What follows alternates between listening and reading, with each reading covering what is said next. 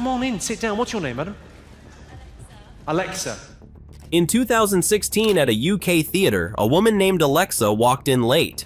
Jimmy Carr stopped the show and asked what she did for a living. She said, "Lots of things. I'm an aspiring presenter." What do you do for a living, Alexa? Lots of things. You do lots of things.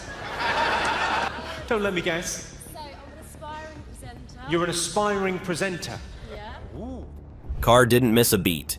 Quote, "Well, I'll say to you what I say to all aspiring presenters that I meet. I'll have an Americano, please." To you, what I say to all aspiring presenters that I meet. I'll have an Americano, please. That's why Jimmy Carr is the single most dangerous comedian in the world to heckle, arrive late to, or sit in the front row of. 'Cause this dude has spent 20 years turning audience destruction into a fine art. We got 20 plus of his most ruthless takedowns. Let's get into it. Section: The Signature Kills. Before we go further, you got to understand Carr's most famous comeback of all time. It's the one every other comedian steals. The setup is always the same. Some drunk guy yells something unintelligible into the dark. At one 2016 show, a guy named Gary yelled a full sentence of pure slurred noise. Carr just looked at him. Quote, "Gary, what the fuck is that?" "Well, Gary, if you want my comeback, you'll have to scrape it off your mom's teeth." The whole venue loses its mind every single time he uses that line, and he's been using it for over a decade. It still ends the heckler every time. And the other signature is even shorter. A guy named Miles once yelled "posh prick" at Carr mid-set. What, sorry? Posh prick. Carr paused, pulled out a mechanical fortune-telling toy he keeps on stage, consulted it like a magic 8-ball, and said, quote, "It says, if you've come as a cunt, you've won." The room was silent for a full second before absolutely losing it. 2 sentences. Heckler obliterated. 'Cause Carr isn't improvising, he's running a library of perfect prefab one-liners tailored to every archetype of heckler, and anytime you open your mouth, he pulls the matching kill line off the shelf. Section: Late Arrivals. A huge chunk of Carr's material is just punishing people for walking in late. At a show in Limerick in 2024, 2 guys in matching tops walked in well after start time. Hi. They're wearing little matching tops. Carr asked their names. One was Connor. Then Carr asked what Connor did for a living. Connor said he was an electrician. Quote, "No wonder you're late. I should explain to you, 7 means 7. It's good to have you here. You haven't missed much. You're going to be fine." The whole room howled because every single person in the UK has waited 4 hours for an electrician. At a show in St. Albans, an Italian couple arrived late. Carr asked where they were from. They said Italy. Where are you from? Italy. Italy.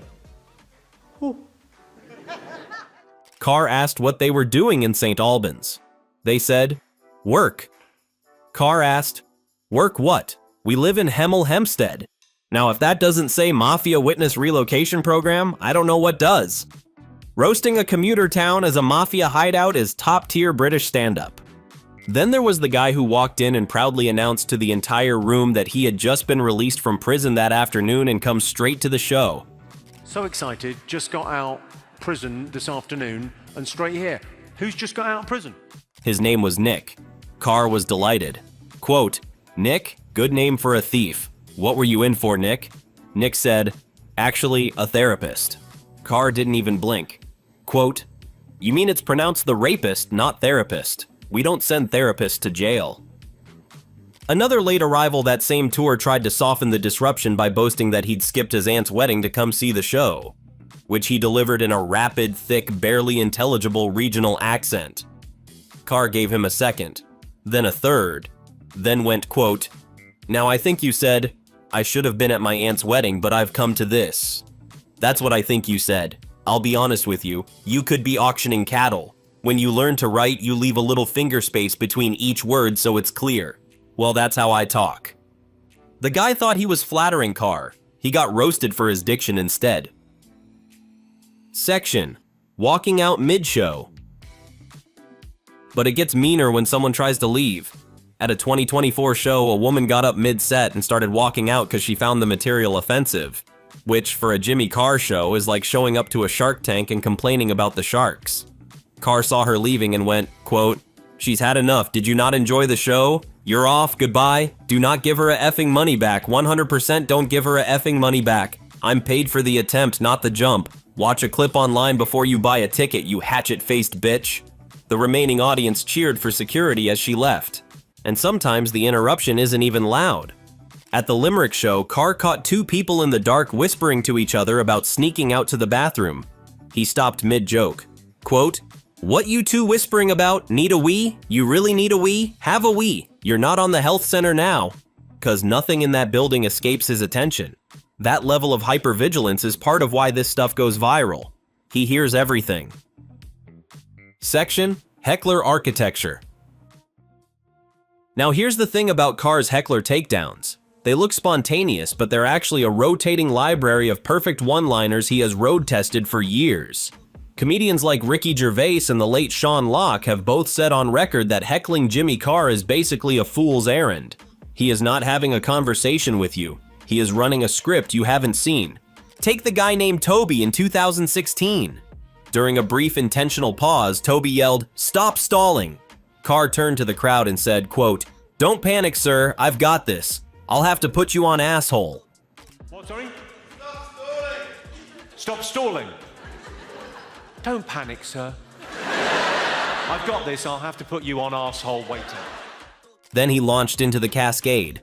Quote, "Toby, your mom is so fat she's a effing disgrace. Toby, your mom is such a chunky monkey wobble slob fatty boom batty blubber nut. She's so effing fat when she fell down the stairs I thought EastEnders had finished." The entire thing delivered in a single breath with zero stumbles. It's less a joke and more a verbal drum solo. And the scariest part is Carr has a philosophy about all this. He's said in interviews that modern society has a, quote, vacuum of elders, meaning young people actually crave authority figures who enforce boundaries. He thinks when he destroys a disruptive audience member, he's fulfilling a civic duty. He's the dad the room didn't know it needed, which, as philosophies go, is wild. But look at the clips and you can see what he means. He's not screaming, he's not angry, he is calmly and surgically restoring order. Let's keep going. Section: Glasgow and the Prop. At the Armadillo in Glasgow in 2016, a local man named David yelled, "You've not made much of an effort, have you?" attacking Carr's outfit. Carr didn't even flinch. Quote, "Well, there's some cameras and some effing lights. It's not like I come to your work and knock the sailors' cocks out your mouth, is it?" David tried to recover. He yelled, "When's the comedy on?" When's the comedy on? So Carr picked up the mechanical fortune teller again, pretended to consult it, and said, quote, "If you want my comeback, you'll have to scrape it off your mom's teeth. These things don't lie, David." Then he paused, added, "I'm kidding, she swallowed the lot," and Glasgow went nuclear. And when a heckler tried to get clever on a 2024 tour by saying Elton John rang, he wants a suit back, Carr just stared at him. Elton John rang, he wants a suit back. Quote, "This has gone well, it made no sense to anyone else. I'm wearing a very dark blue, midnight blue three-piece suit. It's the least flamboyant thing a man could wear. Elton John is a national treasure. Elton tends to be quite flamboyant. I don't know if you know this, but he's gay. We do not dress the same. So what effing point are you making, you dozy cunt?" He didn't just roast the guy, he deconstructed the entire failed joke mechanically and then roasted him. And when another heckler accused Carr of coasting, specifically yelling, "Is it true you save your good jokes for the second performance?" Is it true you save your good jokes for the second performance? Carr turned it into a lesson on economics. Quote, "You're not quite sure what's going to happen now, are you? You've heckled me with something negative, but you don't know whether I'm going to be nice or terrible. Do you save the funny jokes for the second show? Cost you 35 quid to find out." 'Cause Carr's ultimate trump card is always the same. He got paid. You paid. Stay quiet. And when a heckler is just drunk to the point of unmanageable, Carr doesn't even bother.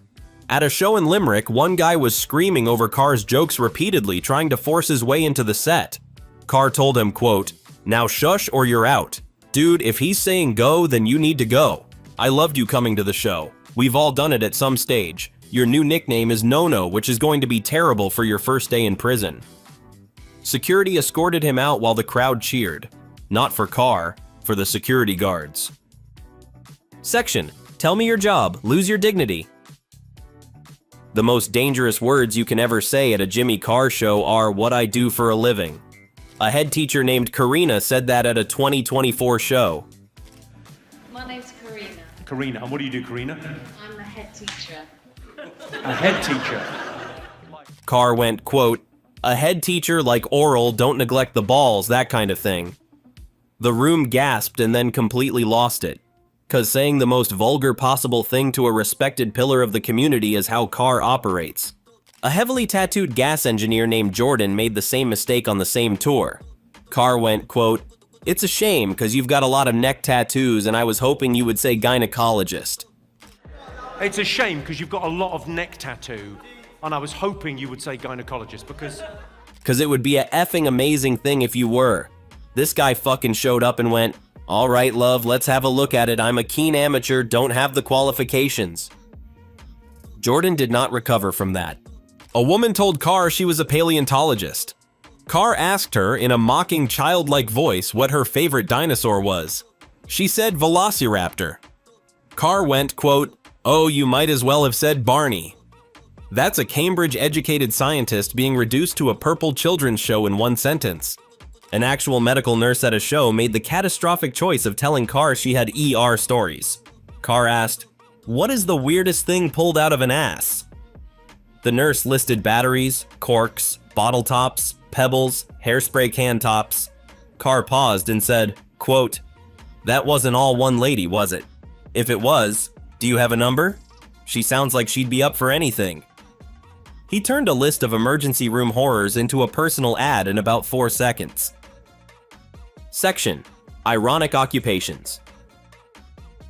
A man in Glasgow once told Carr he worked in telecoms. Carr asked him to elaborate. The guy fumbled his own job title badly. Carr grinned, quote, "Ironically working in communications and can hardly string a fucking sentence together." That's not a heckler joke. That's just finding someone in the audience and clocking them for the hypocrisy of their own CV. In 2016, Carr asked another guy what he did. Accountant. Which was a bad answer given Carr was, at that point, fresh out of a highly publicized 2012 tax avoidance scandal. Quote, "You're an accountant?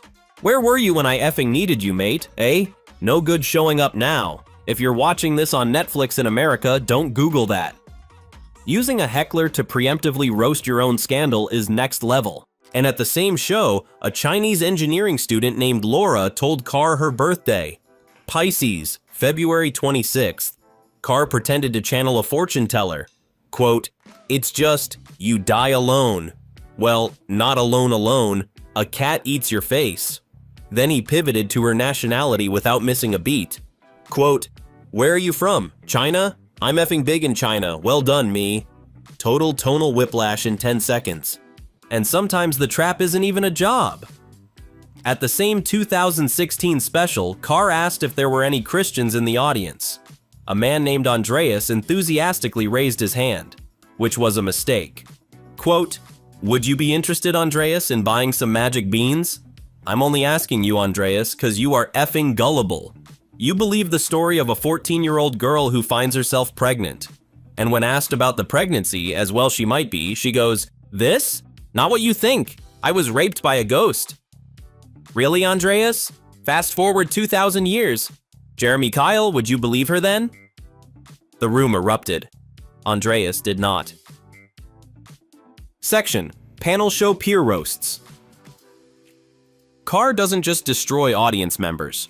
He also runs comedy panel shows where his whole job is roasting his fellow comedians to their faces.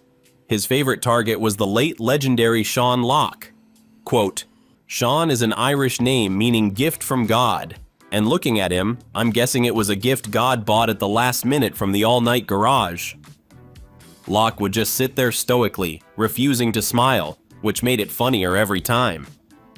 His other favorite target is comedian Rob Beckett, who has the whitest, most luminescent teeth in British television. Quote, You can't tell much about me from my smile, but what you can tell from Rob's is his dentist has just bought a speedboat. Beckett threw his head back laughing, which of course showcased the exact teeth the joke was about. Section: the time he almost got cancelled. We have to talk about the big one. In his 2021 Netflix special, Carr issued a trigger warning before the joke, calling it a career ender. Then he delivered a single bit about the Holocaust and the thousands of Roma people killed by the Nazis. When people talk about the Holocaust, they talk about the tragedy and horror of 6 million Jewish lives being lost to the Nazi war machine.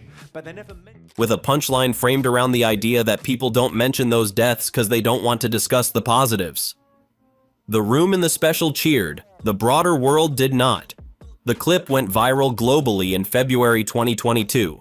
UK members of Parliament petitioned Netflix to remove the special. The Traveller Movement charity launched a formal campaign against him. Carr refused to issue a traditional apology. He framed the joke as a necessary structural test of free speech comedy. Whether you think he was right or wrong, it is the single most divisive joke of his career, and he survived it. Section: the times he lost. But even Jimmy Carr gets beat sometimes. At a gig in Bristol, Carr was doing a bit on petty crime and asked, "Has anyone here ever been caught thieving in the Middle East?" A guy in the audience raised his arm, which turned out to be a prosthetic hook. He was missing a hand. Carr, running on pure linguistic autopilot, immediately replied, quote, "Give him a big hand." He later called it a moment of, quote, "eternal shame," because the accidental pun was so catastrophic the audience actually won. And after one show, a fan walked up to him outside the venue and said flatly, "I thought you'd be younger." Stripped of a microphone and stage lights, Carr just shrugged and said, quote, "I was." Sometimes the best Jimmy Carr comeback is the one where he admits he's just a guy. Section: the philosophy closer. And that's the thing people miss about all this. Jimmy Carr isn't cruel for the sake of being cruel. He said that every heckler destruction comes wrapped in what he considers genuine life advice.